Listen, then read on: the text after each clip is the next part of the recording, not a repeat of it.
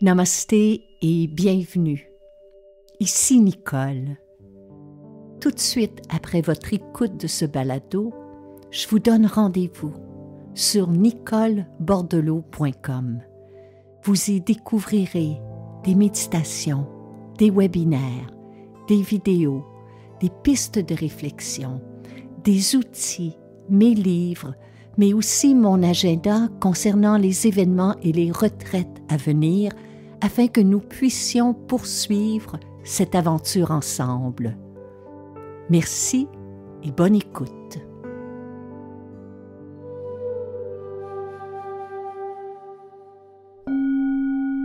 Heureuse de vous retrouver.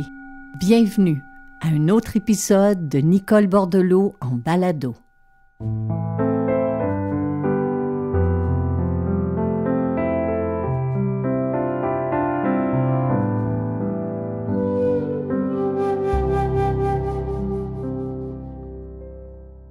Je vous espère bien et quand je dis je vous espère bien, c'est vraiment avec une note d'espoir dans la voix parce que j'ai l'impression parfois que notre monde est plongé dans un chaos qui dure depuis quelques années et qui ne semble pas s'essouffler, en tout cas au niveau de notre planète et personnellement, je suis touchée par les feux qui ravagent le nord du Québec parce que c'est ma région natale et que chaque jour, lorsque je reçois des nouvelles de cette tragédie, de ce désastre écologique, de ce traumatisme que vivent collectivement les gens de cette région, j'ai le cœur qui se tord. Puis je me questionne à savoir aussi, mon Dieu, dans un monde où on nous propose sans cesse de nouvelles technologies, des applications novatrices pour soi-disant améliorer nos vies, qu'est-ce qui nous manque le plus? Qu'est-ce qui manque le plus à notre monde? Qu'est-ce qui pourrait nous procurer une vision plus grande, une vision plus claire de ce qui nous est demandé et de ce qui est à venir? Qu'est-ce qui pourrait aussi nous apporter du réconfort, de l'apaisement, de l'accalmie, afin que l'on puisse au quotidien se ressourcer, se régénérer intérieurement pour faire face aux défis qui sont à venir. Hier, alors que je méditais sur cette question, il y a un semblant de réponse qui m'a été offert. Alors que nous étions en fin de journée et que j'étais dans une salle d'attente où les gens inévitablement étaient fatigués, impatients, frustrés, à un certain moment, tout près de moi, il y avait une jeune maman avec un jeune enfant. Et l'enfant s'est mis à pleurer. Et elle s'est penchée vers lui avec une infinie tendresse. Il nous restait un moment à attendre ensemble, et c'est là qu'elle m'a confié que le bébé ne dormait pas la nuit. Quand je regardais son visage à elle, je pouvais voir ses traits tirés et ses yeux cernés, marqués par l'insomnie, et tout autant la tendresse qu'elle portait envers son enfant. C'est là que j'ai réalisé que ça demande du courage lorsqu'on est fatigué, frustré, inquiet, anxieux, de faire preuve de tendresse. C'est aussi là que j'ai réalisé que c'est peut-être cela qui manque à notre monde aujourd'hui. Un peu plus de tendresse qui porte sur vous, sur nous, un regard tendre. La tendresse, c'est notre thème de cette semaine.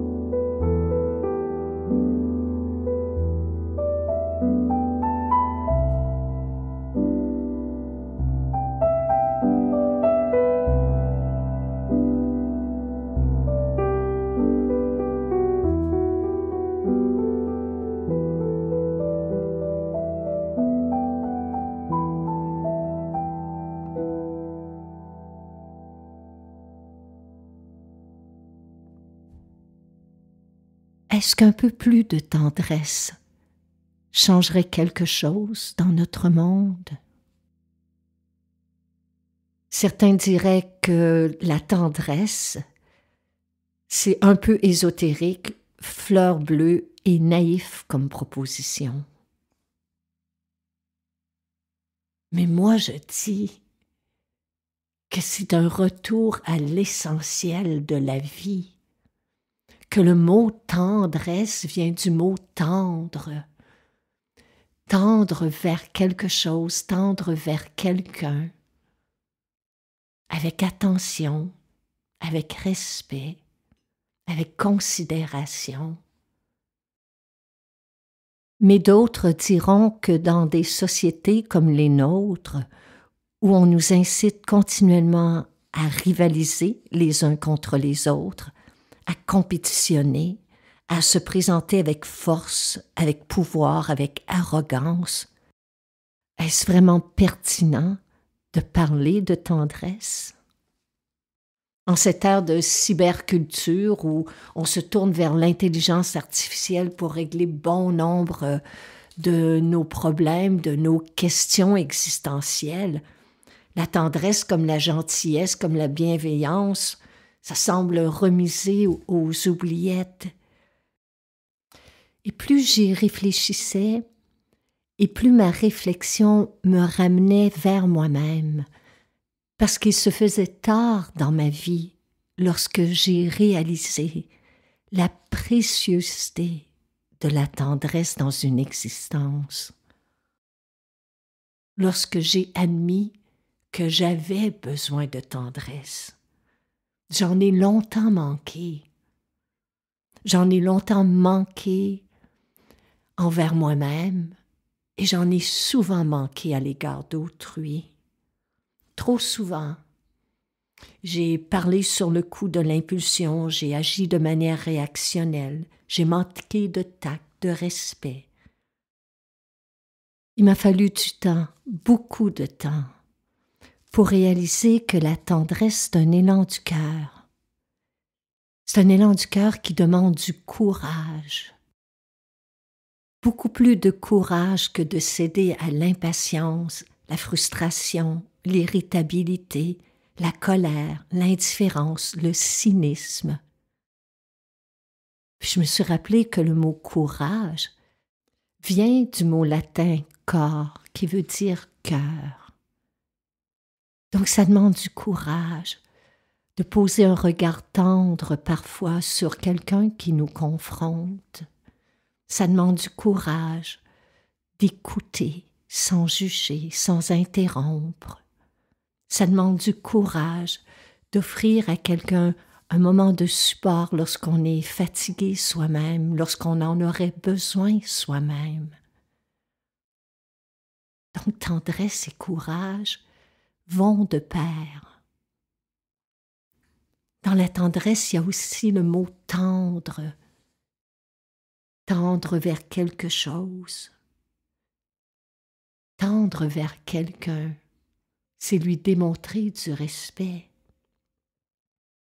C'est commencer à se voir, vous et moi, à s'écouter, à se considérer d'égal à égal. C'est s'accepter les uns les autres dans nos différences, mais s'accepter aussi dans nos peurs, nos résistances. On n'oublie jamais un vrai moment de tendresse qui nous est destiné,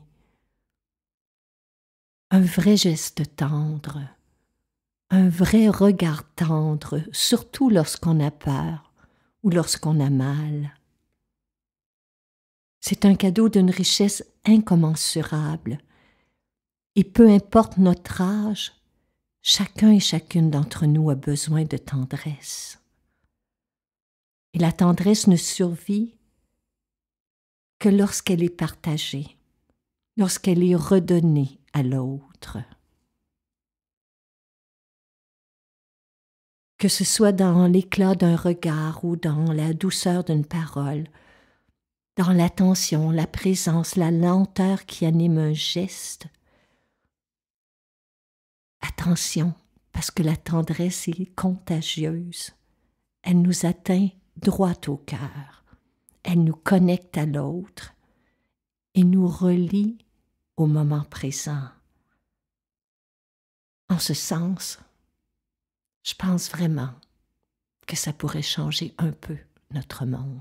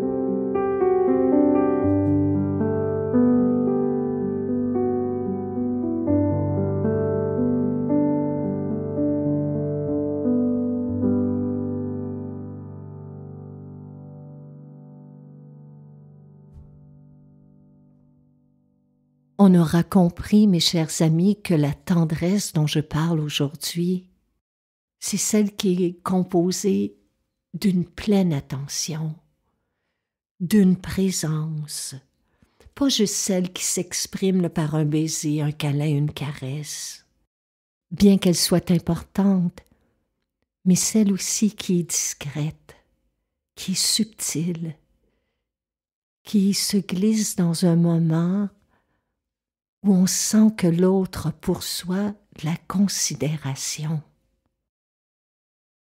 Dans un moment où on choisit consciemment de demeurer ouvert, sans jugement, de mesurer dans un moment de tension avec l'être aimé la portée de nos paroles. C'est là le grand défi que nous pose la tendresse aujourd'hui. Par le passé, vous rappelez-vous d'un instant, d'un moment où vous avez ressenti de la tendresse à votre égard, où vous l'avez capté dans un regard, entendu se glisser entre des mots ou au cœur d'un silence. Vous l'avez ressenti dans un geste. Ces moments-là ne s'oublient pas. Donc, pour beaucoup d'entre nous, à défaut d'avoir connu une enfance tendre, on peut compenser ce manque en vieillissant. On peut s'accorder un peu de patience, de tolérance. On peut devenir conscient de nos pensées et remplacer celles qui sont dures envers nous-mêmes par des pensées plus compatissantes. On peut poser une main sur son cœur et l'autre par-dessus, une fois par jour, et prendre des nouvelles de soi comme on prendrait des nouvelles d'un être cher. On peut aussi s'exercer à vivre en pleine présence pour capter autour de soi des petits moments de tendresse qui nous sont destinés ou pas, mais qui finissent petit à petit par s'accumuler et par changer notre expérience. En terminant, je crois sincèrement, pour répondre à la question du début, en quoi est-ce que ça peut changer notre monde? Eh bien, premièrement, la tendresse ne doit pas être considérée comme un sacrifice, une faveur, une politesse que l'on offre aux autres, mais plutôt bien comme notre participation volontaire à rendre notre vie et notre monde meilleur. C'est lorsque nous sommes disposés, vous et moi, à faire preuve d'un tel état d'être qu'on fait un pas de plus vers une transformation de notre monde. Puis quand on en fait l'expérience, on découvre assez rapidement que la tendresse comme l'amour, ça fait partie de la beauté de vivre. Et en ce sens, elle possède le pouvoir de nous changer, nous aussi. Voilà, c'est ainsi que se termine cette saison. Le temps est venu pour nous de fermer ce micro, de prendre un temps de ressourcement, un temps de repos. Nous vous souhaitons un bel été, rempli de moments d'émerveillement, de fou rire, de moments de tendresse avec ceux et celles que vous aimez. Profitez-en aussi pour réécouter des épisodes et des méditations. Sur ce, un grand merci. Namasté.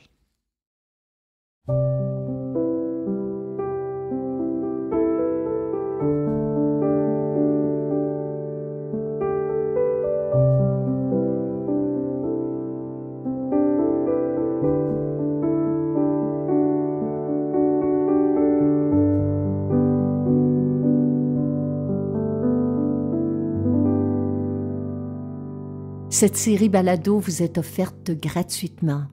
Toutes les fois où vous soulignez votre appréciation à l'aide de 5 étoiles et que vous écrivez un commentaire sur les différentes plateformes, cela nous encourage. Si vous appréciez notre travail et que vous pouvez nous aider à soutenir financièrement cette création, vous pouvez faire un don. Toutes les manières de le faire sont inscrites après la définition de chaque épisode.